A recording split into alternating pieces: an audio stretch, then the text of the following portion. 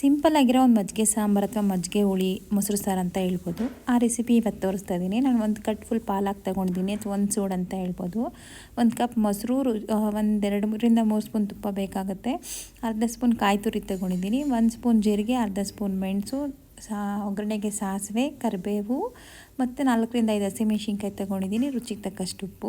ನೋಡಿ, ಇಲ್ಲ ನಾನು ಬಾಣಲಿ ಇಟ್ಕೊಂಡಿದ್ದೀನಿ. ನೀವು ಯಾವುದೇ ಪಾತ್ರೆ ಇಟ್ಕೋಬೋದು. ಬಾಣಲಿ ಇಟ್ಕೊಂಡು ದೊಡ್ಡ ಸ್ಪೂನ್ ಅಂತಾದರೆ 1 ಸ್ಪೂನ್, ಅಥವಾ ಚಿಕ್ಕ ಸ್ಪೂನ್ ಅಂತ ಆದರೆ 2 ಸ್ಪೂನ್ ತುಪ್ಪ ಹಾಕ್ಕೊಂಡು ಮೆಣಸು ಜೀರಿಗೆ ಹಾಕ್ಕೊಂಡಿದ್ದೀನಿ. ಜೀರಿಗೆ ನಾನು ಇಲ್ಲಿ ಅರ್ಧ ಹಾಕ್ಕೊಂಡಿದ್ದೀನಿ, ಇನ್ನೊಂದು 1/4 ಭಾಗ ಒಗ್ಗರಣೆಗೆ ಇಟ್ಟಿದ್ದೀನಿ. ಹಸಿಮೆಣ್ಸಿನ್ಕಾಯಿ ಹಾಕಿ ಪಾಲಕ್ ಸೊಪ್ಪು ಹಾಕಬೇಕು. ಈ ತುಪ್ಪದಲ್ಲೇ ಚೆನ್ನಾಗಿ ಹುರ್ಕೊಬೇಕು. ಸೊಪ್ಪು ಇಲ್ಲೇ ಬೇಯಬೇಕು. ಮತ್ತು ನಾವು ಆಮೇಲೆ ಸಾರು ಕುದಿಸಲ್ಲ, ಮಜ್ಜಿಗೆ ಸಾರು ಆಗಿರೋದ್ರಿಂದ ಮತ್ತೆ ಕಾಯಿಸೋದಿಲ್ಲ. ಇದರಲ್ಲೇ ಚೆನ್ನಾಗಿ ಬೇಯಲಿ. ಆವಾಗವಾಗ ಕೈ ತಿರುಗಿಸ್ಕೊಡ್ತಾ ಇರಿ. ಇದು ಚೆನ್ನಾಗಿ ಸೊಪ್ಪು ಬೇಯಬೇಕು. ನಿಮ್ಗೆ ಗೊತ್ತಾಗುತ್ತೆ ಬೆಂದಿದೆ ಅಂತ ಇಸ್ಕಿ ನೋಡಿದ್ರೆ. ಆ ಬೆಂದಿದ್ದಾದಮೇಲೆ ನೀವು ಅದಕ್ಕೆ ನೀನೇನು ಆಫ್ ಮಾಡ್ತೀವಿ ಅನ್ಬೇಕಾದ್ರೆ ಕಾಯಿ ತುರಿ ಏನಿತ್ತಲ್ಲ ಅದನ್ನು ಹಾಕಿ ಮಿಕ್ಸ್ ಮಾಡಬೇಕು. ಜಸ್ಟ್ ಒಂದು ಸ್ಟೀರ್ ಕೊಡಬೇಕಷ್ಟೇ, ಅದನ್ನೇನು ಉರಿಯೋಷ್ಟೇನು ಬೇಕಿಲ್ಲ.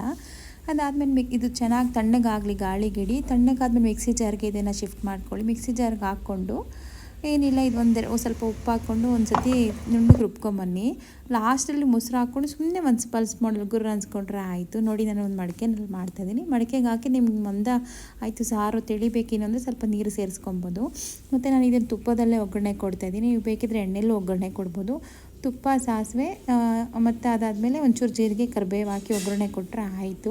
ಮಜ್ಜಿಗೆ ಸಾಂಬಾರು ರೆಡಿ ಆಗುತ್ತೆ. ಈ ರೀತಿಲಿ ಒಂದು ಸತಿ ನೀವು ಮಾಡ್ಕೊಳ್ತೀನಿ. ಪಾಲಕ್ ಸೊಪ್ಪು ಅರ್ಧ ಕಟ್ಟಿದ್ರೂ ಸಾಕಾಗುತ್ತೆ, ಫುಲ್ ಒಂದು ಕಟ್ಟೆ ಬೇಕಂತೇನಿಲ್ಲ. ಒಂದೇ ಒಂದು ಗ್ಲಾಸ್ ಅಥವಾ 1 ಕಪ್ ಮೊಸರಲ್ಲಿ ಮನೆಯವ್ರಿಗೆಲ್ಲ ಮಜ್ಜಿಗೆ ಸಾಂಬಾರು ಅಥವಾ ಮೊಸರು ಸಾಂಬಾರು ಆಗುತ್ತೆ. ಈ ರೀತಿಲಿ ಒಂದು ಸತಿ ಮಾಡ್ಕೊಂಡು ತಿಂದು ಟೇಸ್ಟ್ ಹೇಗೆ ಬಂತು ಅಂತೇಳಿ. Thank you.